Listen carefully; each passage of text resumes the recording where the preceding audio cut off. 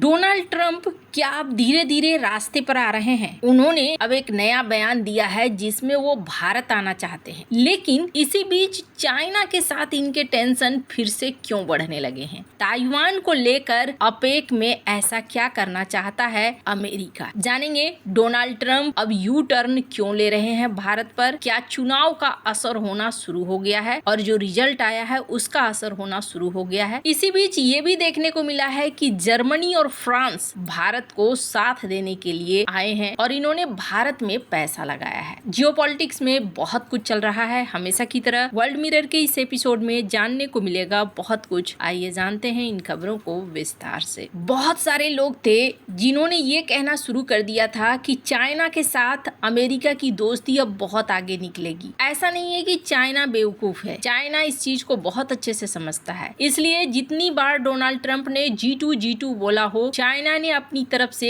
एक भी बार G2 नहीं बोला और ये कूटनीतिक जीत थी चाइना की तरफ से पहली, और डोनाल्ड ट्रंप के लिए एक संकेत था कि आपकी कूटनीति यहाँ पर नहीं चली। वैसे तो डोनाल्ड ट्रंप ने जो टैरिफ लगाया उसका असर भी दिखना शुरू हुआ है। स्क्रीन पर एक आर्टिकल देखिए। अब जो रिपोर्ट निकल कर आ रही है उसमें ये देखने को मिल रहा है कि चाइना का एक्सपोर्ट भी अमेरिका के लिए घटा, 25% तक एक्सपोर्ट घटा। भारत का भी घटा है, क्योंकि ये जो टैरिफ है ये कुछ ज्यादा है, लेकिन चाइना और भारत दोनों ने ही एक रास्ता अपनाया है और वो रास्ता है कि अपने एक्सपोर्ट को अब दूसरे देशों में भेजना शुरू कर दिया है। चाइना, ब्राजील, भारत ये वो देश हैं जिन्होंने झुकने से इनकार कर दिया है बाकी देशों की तरह, और ऐसे में अब अमेरिका के लिए मुश्किल होती हुई शुरू हो गई। चाइना के पास एक हथियार था, रेयर अर्थ मटेरियल, जिसकी वजह से डोनाल्ड ट्रंप आखिरकार हार कर पहुंचे और उन्होंने यहाँ एक एग्रीमेंट किया, लेकिन अभी भी चाइना के ऊपर 47% कथित तौर पर टैरिफ लगा हुआ है। भारत के ऊपर 50% है। भारत अभी भी झुकने को तैयार नहीं है और अब अमेरिका देख रहा है कि परिणाम गलत दिशा में जाते जा रहे हैं। एक तो इनके सुप्रीम कोर्ट में केस चल रहा है और अगर सुप्रीम कोर्ट का केस का रिजल्ट इनके खिलाफ आता है तो क्या होगा। इन्होंने जो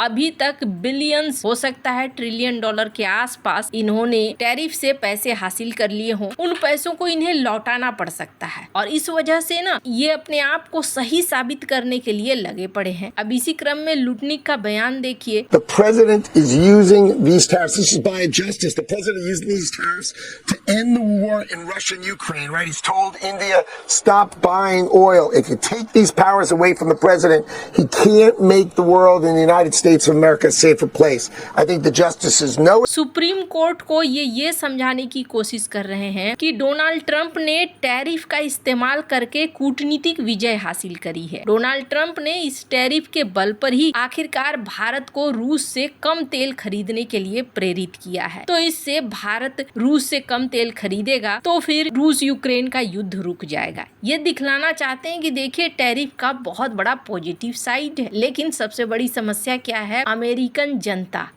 जनता टैरिफ के इस मार को झेल नहीं पा रही है। भारत हो चाइना हो, इन्होंने अभी तक संयम दिखाया है और ये बर्दाश्त कर रहे हैं, लेकिन अमेरिका की जनता इस महंगाई को बर्दाश्त नहीं कर रही है, जो रिजल्ट में भी देखने को मिल रहा है। इसी बीच ट्रंप के साथ ना रिश्ते कुछ अच्छे होते हुए भी नहीं दिख रहे हैं। थोड़ी बहुत चीजें नॉर्मल जरूर हुई हैं। चाइना अब सोयाबीन की खरीद शुरू कर रहा है, ये जरूर हुआ है, लेकिन यहाँ पर एक चीज देखने को मिल रही है और वो ये कि ताइवान को लेकर और एडवांस चिप को लेकर दोनों के बीच में मुद्दे गरमाते जा रहे हैं। जैसे कि अमेरिका ने अब एडवांस चिप के लिए मना कर दिया है कि हम चाइना को एडवांस चिप नहीं देंगे, एनवीडिया नहीं देने वाली है। तो यहाँ से एक व्यापार युद्ध वैसे भी शुरू होता है। वहीं दूसरी तरफ जो सबसे नाजुक मुद्दा है वो है ताइवान का मुद्दा। ताइवान के मुद्दे को लेकर अमेरिका इस वक्त ताइवान के साथ दिखाई दे रहा है। एकदम आधिकारिक तौर पर कोई बयान तो नहीं दे रहा है, लेकिन साफ दिख रहा है अपेक समिट 2026 में चाइना के अंदर अंदर होने वाली है। और अमेरिका क्या चाहता है? अमेरिका चाहता है कि ताइवान की वहां पर मौजूदगी हो और इसको सुनिश्चित करने में लगा हुआ है कि जिस तरीके से यहाँ जब मलेशिया में अपेक का समिट हुआ और ताइवान मौजूद रहा तो वैसा ही वहां पर भी हो। अब ताइवान को एक देश के रूप में मौजूदगी चाइना के अंदर ही बर्दाश्त करने वाले शी जिनपिंग है नहीं, लेकिन अब अमेरिका इसे कोशिश कर रहा है कि ऐसा हो। इसके अलावा फिलीपींस के साथ भी अमेरिकी साझेदारी बढ़ रही है, जो ये दिखला रही है कि नहीं चाइना, अगर तुम ये सोच रहे हो कि हम पूरी तरीके से नतमस्तक हो गए हैं तो ऐसा नहीं है। और चाइना क्या कर रहा है? स्क्रीन पर एक आर्टिकल देखिए। चाइना ने नया एयरक्राफ्ट कैरियर बनाना शुरू कर दिया है और जिसको लेकर कहा जा रहा है कि ये अमेरिका को एक सीधी सीधी चुनौती है। बहुत सारे ऐसे विशेषज्ञ हैं जो मानते हैं कि बहुत लंबा नहीं चलने वाला है अमेरिका और चाइना का जो ये जोड़ है, ये जोड़ कुछ हद तक चलेगा क्योंकि टैरिफ की वजह से दोनों ही देशों को नुकसान हो रहा है, लेकिन इसके अलावे दोनों बहुत अच्छे दोस्त नहीं बनने वाले हैं। और अमेरिका इस बीच भारत की तरफ आता हुआ भी दिख रहा है। अभी उनका एक बयान आया है, स्क्रीन पर आप देख सकते हैं।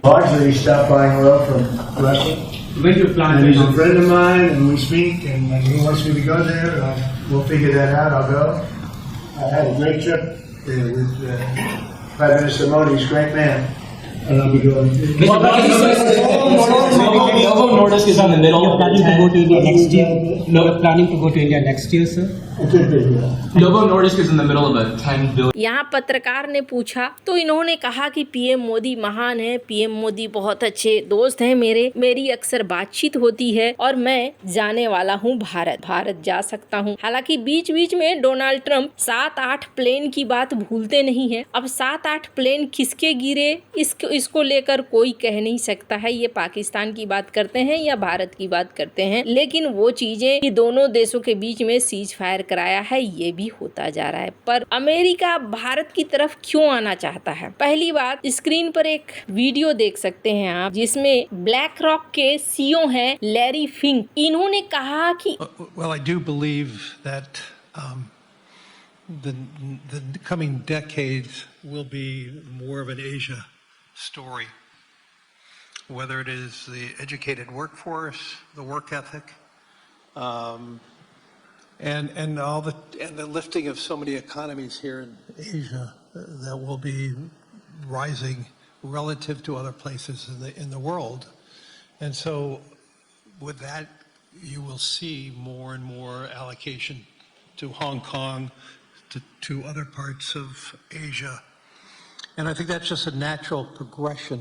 आने वाला समय एशिया का होने वाला है और एशिया की जो इकोनॉमिक ग्रोथ होने वाली है ये इकोनॉमिक ग्रोथ रुकने वाली नहीं है। और एक तरीके से इन्होंने कह दिया है कि इकोनॉमी में अगर कोई डोमिनेंट रहेगा फोर्स तो वो होगा एशिया का। और इस दिशा में देखने को भी मिल रहा है कि भारत यहाँ एक स्टेबल ग्रोथ की तरह बढ़ रहा है और इसी स्वरूप में देखने को मिल रहा है यूरोप के 2 देश फ्रांस और जर्मनी का एफपीआई इस बार भारत में बढ़ा है। करीब अक्टूबर महीने में $2.5 बिलियन तक फ्रांस की एफपीआई बढ़ी हुई है, वहीं जर्मनी ने भी मिलियंस डॉलर में इन्वेस्टमेंट किया है। अब डोनाल्ड ट्रंप के भारत आने का क्या संकेत है? पहली बात तो ये, अब ये ट्रेड वॉर खत्म होता हुआ दिख रहा है भारत के साथ। दूसरी बात ये, चाइना के खिलाफ इनको एक पार्टनर चाहिए और ये बैलेंस ये बनाकर रखना चाह रहे हैं। हो सकता है कि अगले साल क्वाड समिट का आयोजन हो और इसमें ये मौजूद रहे। वैसे आपको क्या लगता है, क्या भारत और अमेरिका के रिश्ते अब बदल रहे हैं? कमेंट कर अपनी राय जरूर बताएं। जल्द मिलते हैं अगले वीडियो में नई खबर के साथ।